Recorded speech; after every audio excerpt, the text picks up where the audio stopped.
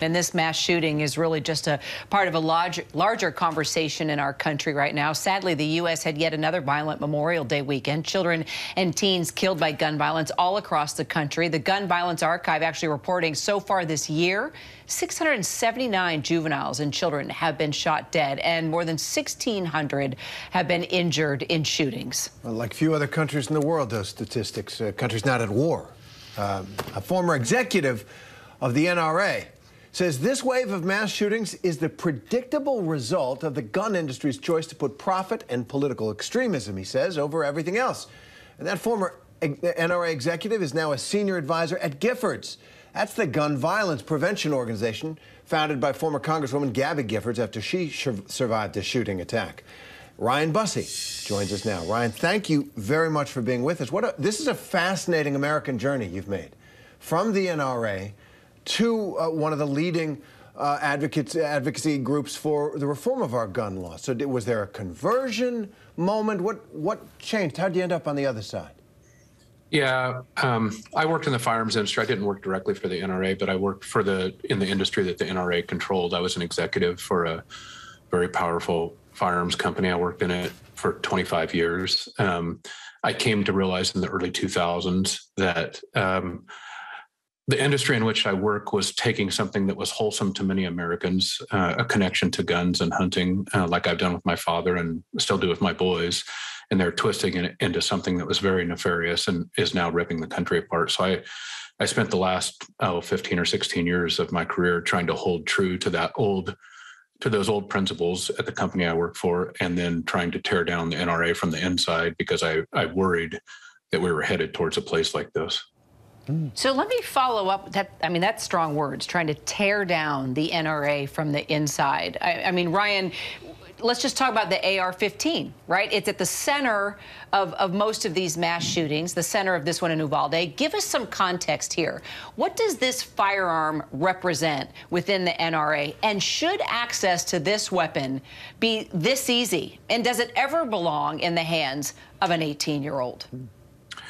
Well, the NRA, I will say that many people ask me, why is this so hard? Why can't we get something fixed? What is going on? And it has a lot to do with the AR-15. The AR-15 is many things. It is most of all now a political symbol of intimidation on the right. So it's very deeply entwined in the very identity of the political right and the GOP. And it's also a profit center. It has made fortunes. As late as 15 years ago, the gun wasn't even hardly displayed. It wasn't even shown at industry trade shows. It was persona non grata. But as the NRA cranked up the rhetoric machine, it needed a symbol, and the firearms industry needed profit, and the AR-15 became that. And so it's many things. And the reason it's so hard to address and why the gun issue is so hard to address is because the politics of the NRA and the AR-15 are the politics of our country. So one of the most important, simple things that appears to correct guns, a policy where a lot of people seem to agree, is also just deeply integral to our politics. So we're tackling our entire political system when we attack the guns. You know, that's fascinating. Can I follow up on that? That this is not just a matter of safety and security and a tool that can kill, being in the wrong hands at the wrong time, but it's cultural, it's political. You're saying that this is part of really what our vicious politics are about. Can you expand on that? How do you mean that?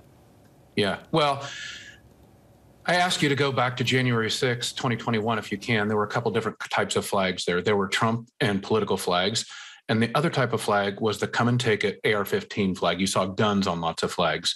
When reporters asked the people at the event what they were there, they often said something about politics and then instantly went to guns. The Oath Keepers, the Proud Boys, the Three Percenters, the leading domestic terrorism groups in the country, all centered around gun rights. So the AR-15 is deeply emblematic of the very political radicalization and identity on the right. And if I live in Red America, if you drive around the towns of Red America, you're going to see a lot of Trump stickers. And on almost every one of those trucks or cars where you see Trump stickers, you're going to see AR-15 stickers. Why? Because the AR-15 has become the symbol of the American right. Okay, so politics, and I'm taking notes here, politics and profit, bottom line is what you're saying here, and it's become this symbol. Okay, well, take me inside the mindset of the NRA then. When a mass shooting like this happens, with a weapon like this one, the one you say is a symbol here of the conservative side. You look at the access for this shooter. It was so easy. How is that access justified within the NRA, especially after a mass shooting like this, when you see 19 children get slaughtered in addition to their teachers? At what point does the NRA ever put profit and politics aside and its supporters? Does that ever happen? I mean, take me inside the mindset when a shooting like this goes down. What's the conversation? What's the thinking? The last time the NRA put profit and politics aside was in the few weeks after President John Kennedy was killed. I was not alive then. So that's been a long time. Now what you're going to see, as has been the case with every mass shooting since 1999, since Columbine, you're going to see a period of relative silence, although they had the convention in Houston last week.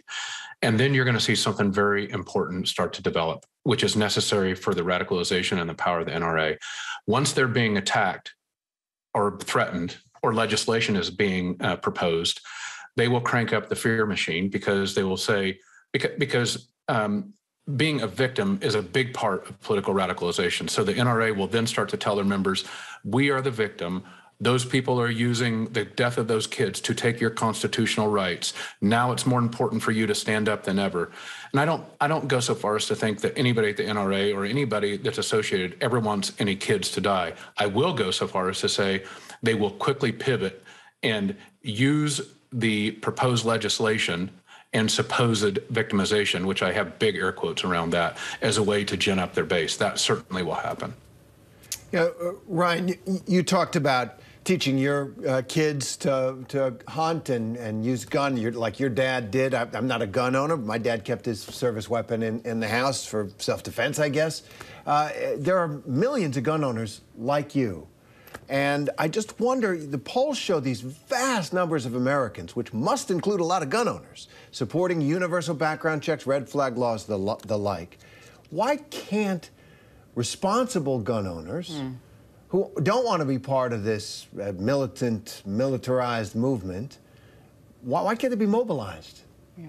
Well, there's your question. And that's what has to happen. And people like me have to kick down the door and say it will happen. And I believe if we don't do it, this endangers our democracy from several angles. What kid is free who is not free to go to school? Come on. There's nothing free about that. And so this idea, this silliness, this craziness that we are defending freedom by imposing restrictions that make it marginally more difficult for a kid to get a powerful AR-15 and kill those people. It's craziness. And responsible gun owners, I know that they know this. They have been shouted down, though. They have been told to stay quiet. They have been trolled. They have been marginalized. I know, because I spoke out and I took the heat for 15 years. They came after me. They ran friends of mine out of the business. They make it very, very clear, you never speak ill of the NRA, especially in times like this, because, quote unquote, they're standing up for everybody. But now, after the launch of my book, responsible gun owners, like hundreds of them, thousands of them, are calling me and texting me and direct messaging me saying, I've had enough. I can't take it anymore. I'm a gun owner. I'm like, okay, now's your time. Now we stand up. We have to do this or the country's not going to exist. I still don't understand how they justify an 18-year-old boy being able to go in and buy this type of weapon. I don't get it. I just don't understand how that's justified, Ryan. Well, what the NRA will say is, well, if that kid is old enough to go to war or that kid is old enough to vote, well, he's old enough to have his exercise his constitutional rights. And my answer to that is, look, every right must be balanced with decency and responsibility. There is no unfettered right. Even all of the rights that are specifically enumerated in the Constitution, speech, religion, I could go on and on and on. None of them are unfettered. And so this idea that by strictly placing decency and responsibility in the form of regulation and norms around a right is somehow unconstitutional and unpatriotic, well, that is craziness, and it is leading us into these horrible places. Nobody can look at what you're showing on the screen now. Those poor kids and families and the town of Uvalde. My God, stand up. And responsible gun owners know this. They just need to be nudged. And I'm sad that it takes this, but maybe this will nudge them. Maybe my book will nudge them. It has to be done. Well, let's hope. Ryan Bussey, thank you for bringing your experience and your understanding of this issue to us. Appreciate it. Thank you. Thanks for having me. Hi, everyone. George Stephanopoulos here. Thanks for checking out the ABC News YouTube channel. If you'd like to get more videos, show highlights, and watch live event coverage, click on the right over here to subscribe to our channel. And don't forget to download the ABC News app for breaking news alerts. Thanks for watching.